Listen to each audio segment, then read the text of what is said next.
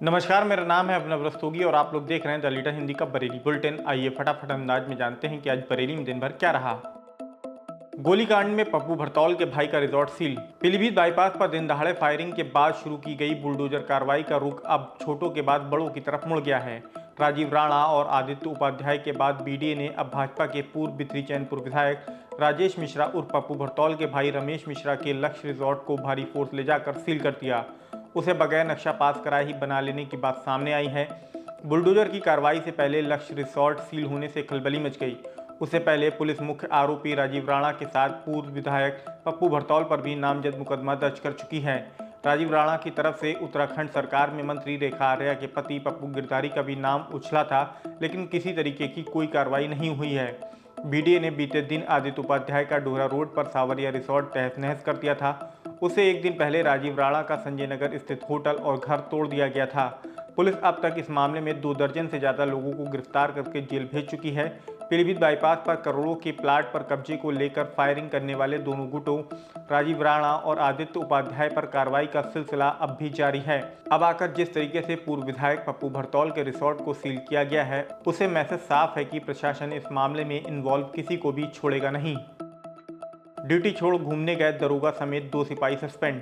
सुभाष नगर थाने के दरोगा विनय कुमार, सिपाही शाहिद अली और ऋषिपाल सिंह 24 जून को अपनी गाड़ी से हाफिजगंज जांच के सिलसिले में जाने की बात कहकर निकले थे। फिर अफसरों को बिना बताए तीनों पीलीभीत टाइगर रिजर्व घूमने पहुंच गए। वहां चौकीदार ने टाइगर रिजर्व बंद होने की बात कहते हुए रोका तो झगड़ते हुए बिना अनुमति के अंदर घुस गए। टाइगर रिजर्व के अधिकारियों ने इसकी शिकायत करी तो एसएसपी अनुराग आर ने दरोगा और दोनों सिपाहियों को सस्पेंड कर दिया है। नगर निगम ने प्राचीन मंदिर पर लगाया टैक्स, भड़के लोग। बिहारीपुर में दरगाह आला हजरत वाले मोड़ पर स्थित प्राचीन ठाकुर द्वारा मंदिर पर नगर निगम ने टैक्स लगा दिया। मंदिर पर टैक्स लगाने का मामला सामने आने पर लोग भड़क उठे। कहने लगे कि क्या अब मंदिरों से भी टैक्स वसूला जाएगा। मंदिर के पुजारी अवधेश शर्मा ने बताया कि पहले भी 500 रुपये टैक्स लिया जाता रहा है, लेकिन इस बार करीब 38,000 रुपये का बिल भेज दिया गया। जानकारी मिलने पर उप सभापति सर्वेश रस्तोगी भी मंदिर पहुंच गए। बताया कि किसी भी धार्मिक स्थल पर कोई टैक्स नहीं लगता, उसमें अगर कोई दुकान है तो उस पर टैक्स लगता है। अगर गलती से मंदिर पर टैक्स लग गया है तो शिकायती पत्र मिलने पर उसे हटाया जाएगा। पुलिस ने पकड़ी बदमाश कंपनी, बनाते थे फर्जी आधार और आयुष्मान कार्ड। बरेली पुलिस ने इंटेलिजेंस एजेंसी की इनपुट पर एक ऐसी बदमाश कंपनी पकड़ी है जो चंद मिनटों में फर्जी आधार कार्ड से लेकर आयुष्मान कार्ड तक तैयार कर देती थी। इन जाली दस्तावेजों की मदद से करोड़ों रुपए की हेरफेर की जाती थी। हवाला के पैसों को ब्लैक से वाइट किया जाता था। वहीं फर्जी मृत्यु प्रमाण पत्र तैयार करके एलआईसी और पीएफ फंड का पैसा हड़प लिया जाता था। गैंग के पकड़े गए आरोपियों के नाम अविनाश यादव, सुशील, साजिद, बबलू कश्यप और अनुज बजाज हैं। सभी फरीदपुर और बिथरी चैनपुर के रहने वाले हैं। आरोपियों के पास से 5 laptop, 4 printer, fingerprint scanner, eye scanner, 11 debit card, 3 credit card, 1.25 lakh cash, 57 Aadhaar card और 4 आयुष्मान कार्ड मिले हैं।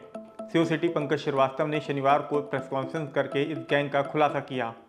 देखिए, जनपद में लखनऊ की जो इंटेलिजेंस टीम है उसकी बरेली यूनिट और मुखबिर की सूचना पर ये जानकारी में आया कि जनपद में कुछ लोगों के द्वारा फर्जी आधार कार्ड, जन्म प्रमाण पत्र, मृत्यु प्रमाण पत्र, पैन कार्ड, आयुष्मान कार्ड बनाने का गोरख धंधा किया जा रहा है। इस पर एसएसपी सर के निर्देश पर टीम के द्वारा थाना फरीदपुर के मठिया इलाके और बिथरी चैनपुर के बिथरी गांव में दबिश दी गई और वहां से 5 आरोपी पकड़े गए। उनके कब्जे से जो ये सामग्री है बनाने की, बड़े पैमाने पे सामग्री मिली, जिसमें 5 laptop, 4 printer, 1 TFT, CPU, web camera, tablet, fingerprint और थंब डिवाइस और GPS tracker, DVD writer, keyboard, ये सारी चीज़ें मिली। ये लोग करते क्या थे कि डिजिटल फास्ट फ्रेंड नामक एक वेबसाइट है और फ़ोटोशॉप, उसके थ्रू ये लोग किसी भी आधार कार्ड में कुछ भी चेंज कर देते थे, आयुष्मान कार्ड में चेंज कर देते थे, पैन कार्ड, जन्म प्रमाण पत्र, मृत्यु प्रमाण पत्र, सारे डॉक्यूमेंट्स में ये लोग हेरा फेरी कर देते थे और उसमें जो मर्जी उसमें डेटा अपलोड कर देते थे। वन मंत्री ने यूपी बोर्ड के टॉपर्स को किया सम्मानित।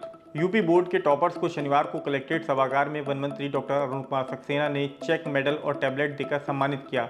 इस दौरान इंटर में यूपी में 8वां स्थान पाने वाली रिया गंगवार, 9वां स्थान पाने वाली वंश का और 10वां स्थान पाने वाली प्रतिभा गंगवार को सम्मानित किया गया। साथ ही हाई स्कूल में यूपी में 6ठा स्थान पाने वाली रश्मि गंगवार को भी सम्मानित किया गया। इसके अलावा जिले के टॉपर्स को भी सम्मानित किया गया। इस मौके पर सांसद छत्रपाल गंगवार, एमएलसी कुंवर महाराज सिंह, जिला पंचायत अध्यक्ष रश्मि पटेल, विधायक Sanjeev Agarwal, doctor Raghavendra Sharma, DC Verma, DM Ravindra Kumar आदि मौजूद रहे। मेड़ के विवाद में चले लाठी डंडे, एसएसपी से शिकायत। भमौरा के गांव खुली में रहने वाली एक महिला शनिवार को एसएसपी ऑफिस पहुंची। शिकायती पत्र देते हुए बताया कि उनकी बेटी 27 जून को खेत पर गई तो पड़ोसी गांव के दबंग मिट्टी लेकर अपनी मेड़ बना रहे थे। मना करने पर उससे अश्लील हरकतें करी और कपड़े फाड़ दिए। जानकारी पर वो पति और बहू के साथ पहुंची तो दबंगों ने लाठी डंडों से हमला करके घायल कर दिया। वो थाने में शिकायत करने गई तो पुलिस ने भगा दिया। महिला ने एसएसपी से न्याय की गुहार लगाई है।